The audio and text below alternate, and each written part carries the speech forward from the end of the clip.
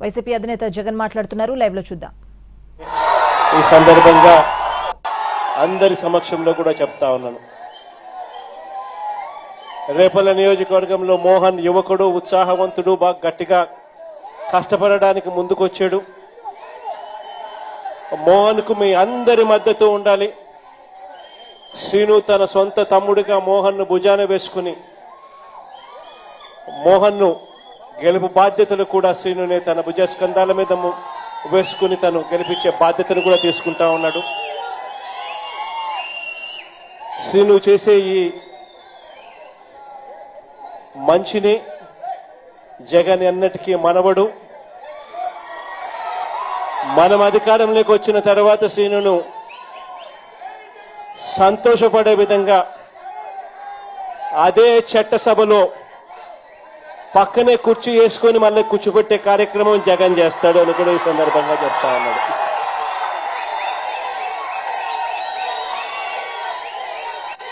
చాలా మంది నాయకులు వచ్చిన ఈ సందర్భంగా, చాలా మంది కార్యకర్తలు వచ్చిన ఈ సందర్భంలో బహుశా అందరినీ కూడా కలవలేకపోవచ్చేమో. ఎందుకంటే ఇన్ని వేల మంది వచ్చారు కాబట్టి అందరినీ కూడా కలవలేకపోయే పరిస్థితి ఉంటుంది.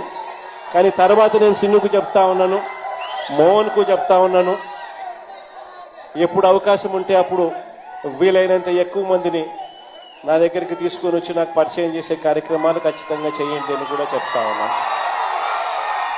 ఇప్పుడు కూడా మీ అందరి అభిమానానికి, మీ అందరూ నా మీద పెట్టుకున్న నమ్మకానికి, వైఎస్ఆర్ కాంగ్రెస్ పార్టీని గెలిపించాలి అని చెప్పి ఆరాట పడతా ఉన్న మీ అందరి తాపత్రయానికి మనస్ఫూర్తిగా వచ్చిన ప్రతి సోదరుడికి,